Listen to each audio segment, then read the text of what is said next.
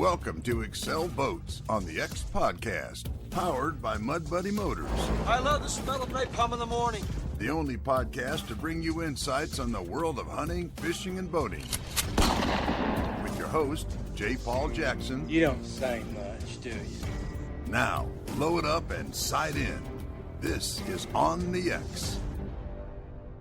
Welcome to the Excel Boats on the X Podcast, powered by Mud Buddy Motors. I'm J. Paul Jackson, and today I am joined by Excel Boats marketing guru Jason Croxford as my co-host, and our special guest, Mud Buddy Motors Excel Boats ambassador, super hunter, great guy, my good friend, Mr. Freddy King.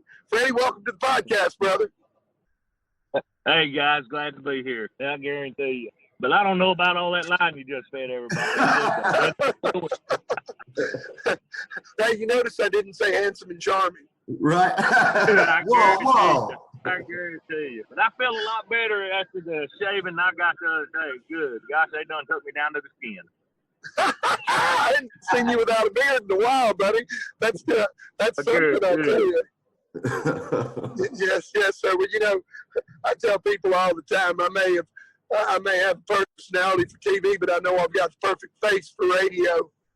That's pretty much my style right there. I mean, I started last September. I never even touched a razor till yesterday. And, man, I mean, the constant smell of bacon was starting to get just a little bit fuming to me.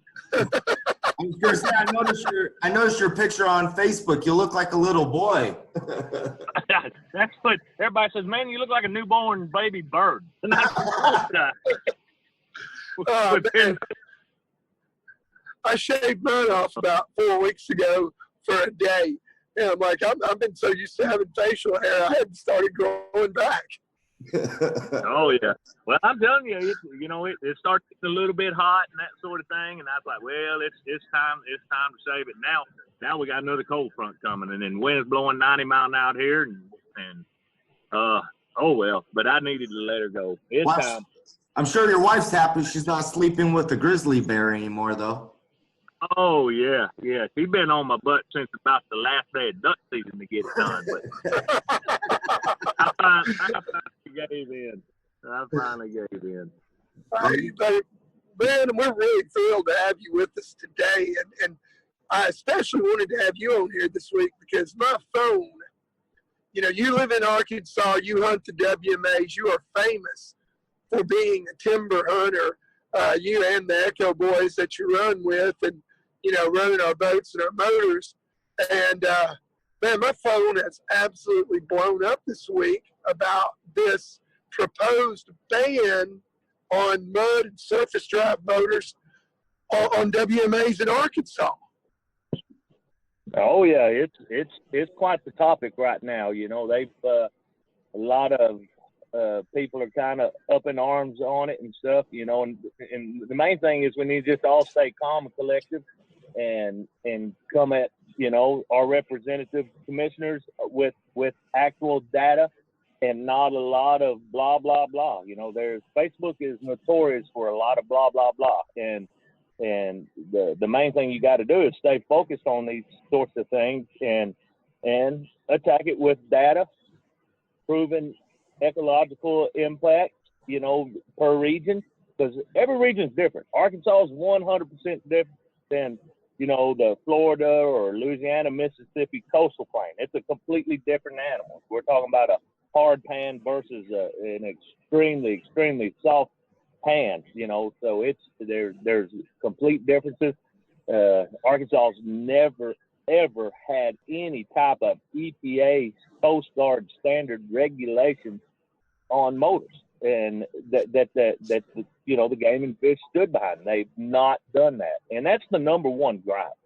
People are tired of listening to them, and and I have to agree, there's a lot of aftermarket mufflers out there that are just way too loud for hunting conditions.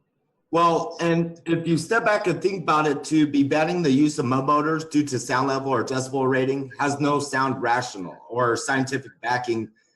To give an example, like Mud Buddy's stock motors meet marine and EPA regulations relating to those noise regulations, right? Oh, that is correct.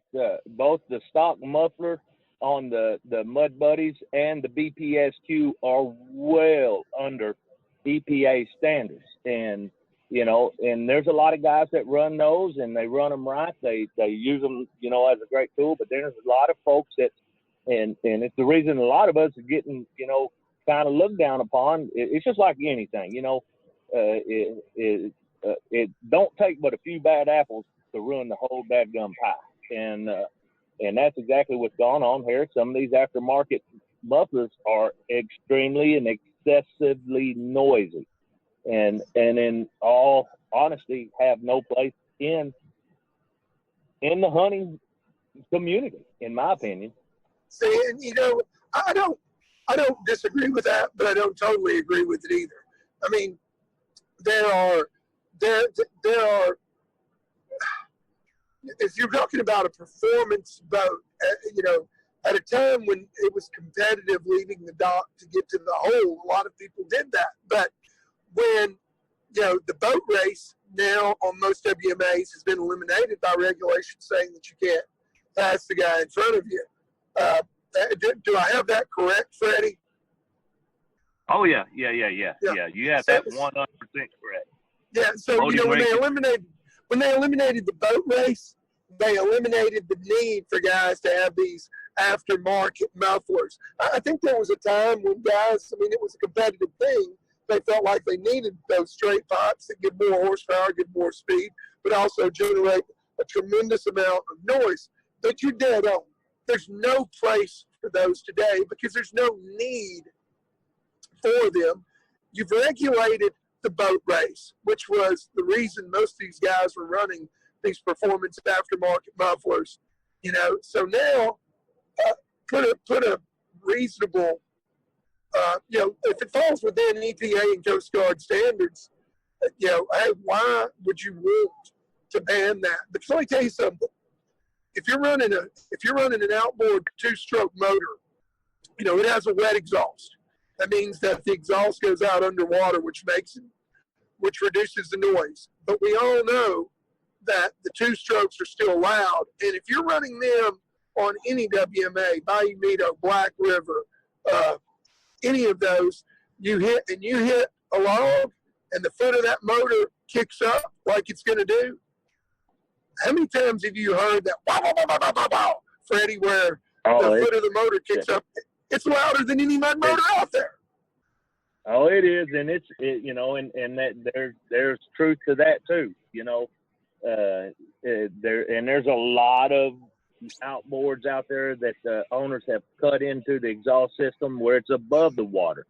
You know, and those are extremely and excessively loud, and as loud as the straight pipe to mufflers. So, and on the mud rigs. Now, the thing that people's got to understand when out there hunting is you've got to have courtesy to your fellow outdoorsmen. Exactly. And, you know, if once it's time to start hunting, it's time to be quiet, put the boats up, not do any running around, get your hunting done. If you finish early, then, you know, and your trek is on the way out in front of other hunters and stuff, you need to be courteous and sit that one out as long as you possibly can. Wait till the best parts of the morning are finished and slip on out of there and, you know, and not raise a lot of cane. I mean, I run a BPSQ muffler on my shallow drive motor, my surface drive motor. And that son of a gun has a low frequency to it. And once it's daylight, I can actually honestly putter out of the woods within 150 yards of people, and they will never, ever hear me.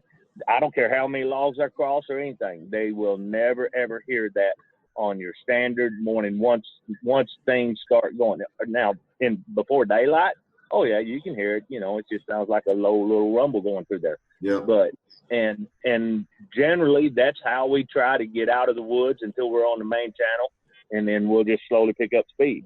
Well, so, you know, the thing people have got to first understand, and a lot of it's been lost, is a lot of, you know, the courtesy.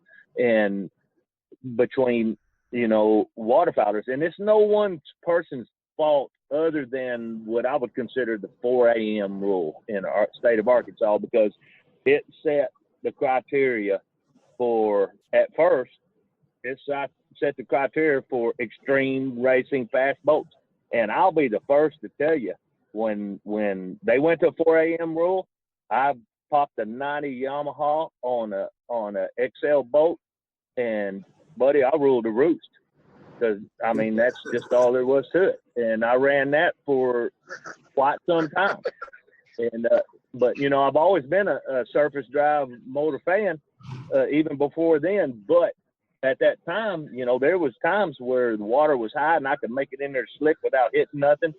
And I was doing 60 miles an hour on the water, you know, when about everybody else was running 25, 30 miles per hour. And as long as you were first, you pretty much had any place you want.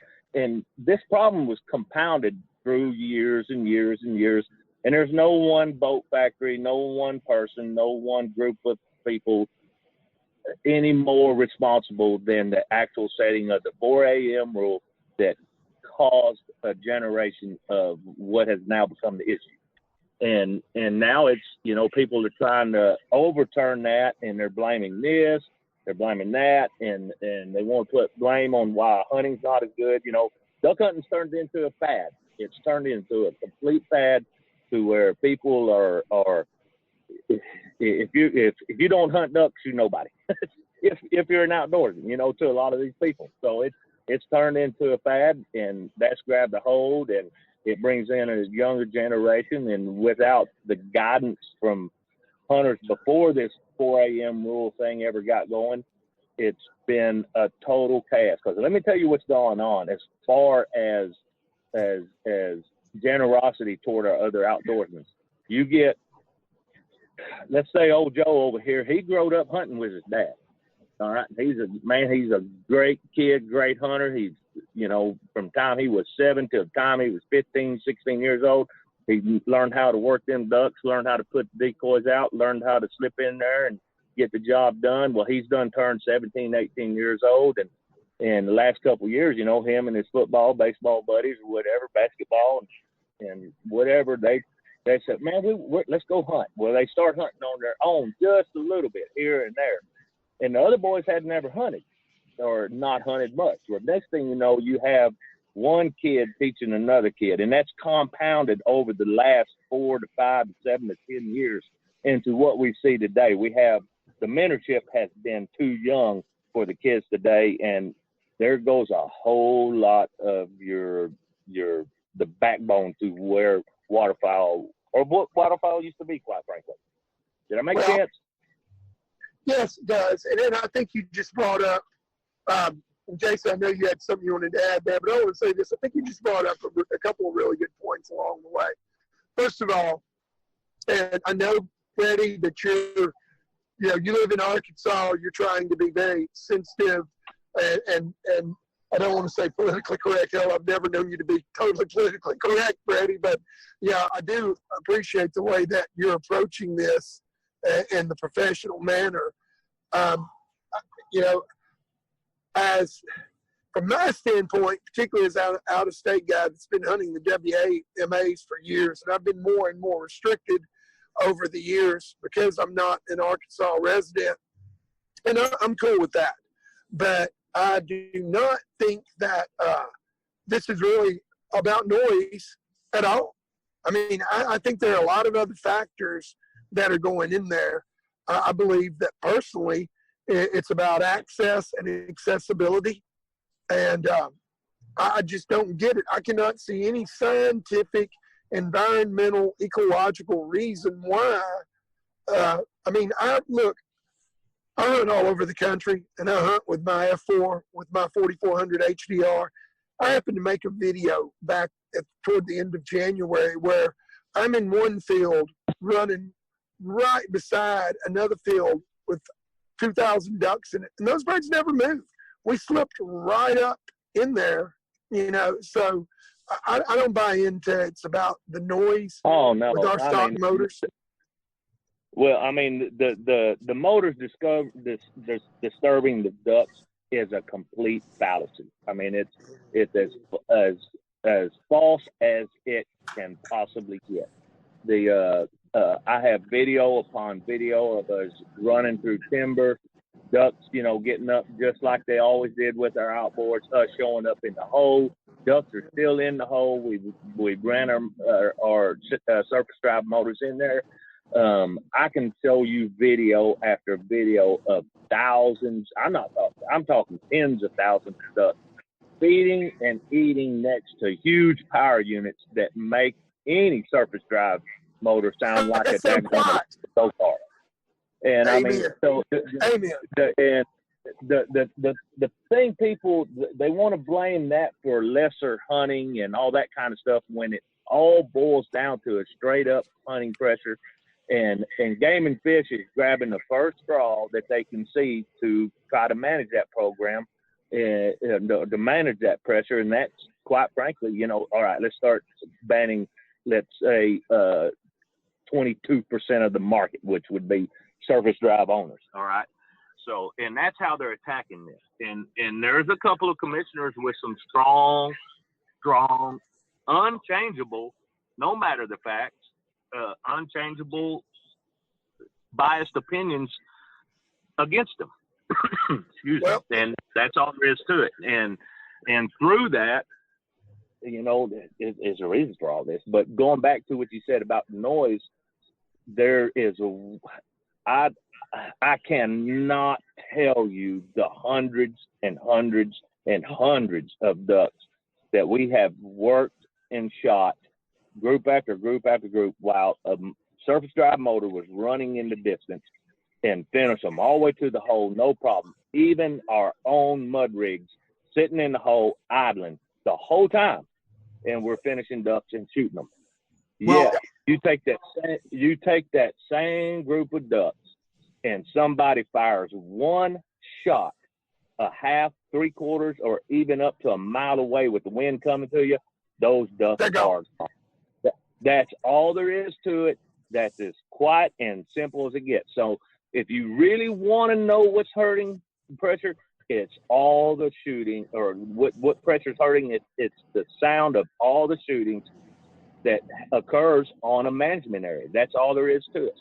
And the rafting, the fact that mud motors can reach rafting ducks easier is true, but you might be able to reach them easier in some place. That's why I went to it. I ran those outboards for years, and I beat up my lower units, broke stuff, and it was a $500, $700, $800, $1,500 deal every single year of pairing up lower units and tiller handles and parts and what have you, wore out water pumps and those sorts of things. And the surface drive ended that, but people want to, they think that, okay, these ducks are getting disturbed.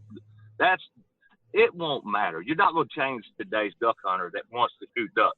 If there's a raft of ducks over there, 2 ridges over, you're going to have 8 outboards pull up to that ridge and walk over there and get in the middle with them. And then once those shotguns start, those ducks will not have any rest until the noon curfew. Yep. So that's all there is to it. Noon curfew, everybody's off. So mud rigs, outboards, and the like, they do not disturb the ducks. Nobody's allowed in there. So how can those ducks get disturbed? So the points are completely, they're falsifications to make people feel better about their position or stance on a certain opinion. And then that's all there is to it. Well, if you think about it too, if you step back and think about the negative economic impact it's going to have on the state of Arkansas. I mean, look at how many shallow water boat factories are out there. We have RXL, you have Express, War Eagle, Sea Arc, Havoc, Edge. Not even that, some just mud motor companies are based in Arkansas.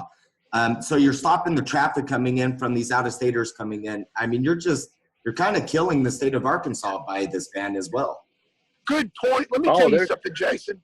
that. Sorry, Freddie, cut you off, but that is a great point right there. I mean, folks, we have the Excel Boats manufacturing facility is in Mountain View, Arkansas.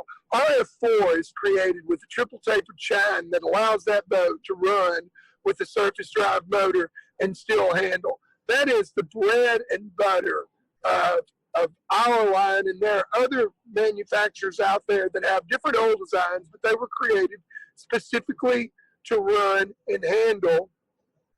I'm sorry, I said that wrong. Our F4 has the reverse chine that lets it handle well with that. You put a regular outboard motor and it's just going to skid across the surface. It's not just us. It's a number of other manufacturers out there that are making these boats that are based in the state of Arkansas. I mean, the economy of Arkansas revolves around two main factors, agriculture, predominantly rice, of course, and duck hunting, waterfowling. And why you have commissioners who unfortunately do not answer to the governor, so they pretty much can do as they please. There's not a great check and balance system there. And these guys, I hope that the folks in Arkansas will be on their commissioners, because they're not only, affecting waterfowling, they are going to have a negative impact on the state of Arkansas. On Monday of last week, I was in Arkansas with our owner, Glenn Foreman, and we were talking about expansion in the state of Arkansas. But for a company that, it has such a huge economic impact making these boats and surface drive motors, that they are going to adversely affect. It makes no sense to do business with the state of Arkansas. And why these people, the commissioners, want to cut their nose off and spit in their face blows my mind. Yeah. Well, I mean, I'm 100% with you. Economic development, and Arkansas is it's a poor state. There's no ifs, ands, or buts about it. It's a poor state, and every daggone feather or bone you get thrown is just a major plus. And the duck hunting industry, the boats produce, the economic, just the downfall from it would be pretty doggone substantial. Because like you said, a secondary plant was being thought about. You have the livelihoods of several folks up in the Mountain View area, and let alone all these other areas. And it's not just a doggone big deal. Yep. Well, tell me something, Freddie. So, because we need to wrap up here. I know you've got to get back to training. What does someone that lives in Arkansas or even outside the state that hunts there, because, one other thing, too, I want to point out of-state guys like myself, we spend a lot of money in Arkansas, and we're proud to do it. We're very proud to do it. I'm proud that we manufacture in Arkansas. It is a distressed state. We want to help with that. But if you're wanting to have your voice known in this matter, what do you need to do? Well, the very first thing you need to do is write a letter. And when you write a letter to a commissioner, you need to address the concerns as we spoke here, and you need to, send them an email. Their emails are on the Arkansas Game and Fish Commission website. Just look up the commissioners, and every one of them be listed, and voice your concerns on the matter, and tell your position. Let them know what you think, and even if you're a non-resident, if you hunt in the state of Arkansas, then it's going to affect you at some point and at some level, no matter whether you come over here with an outboard or not. It's going to affect you in the long run. So opposition to this is exactly what we need. But that's the first thing you want to do. Residents of the state of Arkansas need to also do that, and as well need to let their state representatives know their feelings on the subject and address them through phone calls and emails and personal mails, written letters, and as well as our governor. And here's the thing, our Game and Fish Commission, with that 1/8 meal tax that we let them have several years ago, they became an entity to where they don't have to show us the states, the people of Arkansas. They don't have to show us where they're spending the money or how they are spending the money. And in all honesty, branch of government without a checks and balance system is pretty much going to run rampant. And we're kind of seeing that. The good old boy system of appointing commissioners and that sort of thing has led to some conflicts of interest as far as some of the board. And that, I don't want to go too deep into a lot of that, but for darn sure you cannot have a conflict of interest. And I mean, one of the best things that I think Arkansas could ever do for the outdoorsmen is, if we're going to have 8 commissioners, divide the state up into 8 sections, and let's elect a representative that we know from each of our individual sections or areas. And, Amen. and that way you get a better feel of who your commissioner is. It's somebody you can talk to, and it's somebody that uses that hunts possibly or at least more like you, and has a complete understanding of your life in the state of Arkansas as an outdoorsman. Amen. Well, listen, Freddie, thank you very much for taking the time to join us today. This is, obviously become a controversial subject, but it really doesn't need to be. Almost all of the duck hunters I've spoken to, are like, there's got to be a hidden agenda here. It's not about the noise. We realize that. And it's time to take action. It's not. Yeah, it's definitely not. I'll tell you this, too. I want to leave with this, thought. You and I, Freddie, we're active in social media. Jason, you're active. We're all three very active in social media. We see, the keyboard bullies out there quite frequently. You and I have discussed this a lot. I appreciate the fact that anything you do on social media, you do open and out there, and you try to avoid negativity. Guys, if you really want to do something, don't talk about it. Don't just talk about it. Don't just whine and complain about it. Take action. If you want to be effective, you've got to reach out to those commissioners. If you're an Arkansan, definitely reach out to your governor. Reach out to your state legislator. Make your voice heard, and make it heard to the people that can make a difference. Exactly. And that's it. It's like I tell everybody right from the beginning, just like you said, reach out to them. And it goes as small as the mayor in the home cities of all all the boat manufacturing plants, or those mayors need to be talking to the governor. That's the governor answers to them. So, we need every aspect, every person get on board. Exactly. Yep, let's cover every angle. Well, guys, we're running out of time here today, but Freddie, as always, it's been a pleasure having you. I want to have you back on here in the future and talk a little bit more about duck hunting, and specifically duck hunting in the Arkansas timber. Jason, man, thank you so much today for coming to us. And on behalf of brand ambassador Freddy King, my co-host Jason Croxford, I'm J. Paul Jackson. Thanking you for taking the time to join us for this edition of the Excel Boats on the X podcast, powered by Mud Buddy Motors.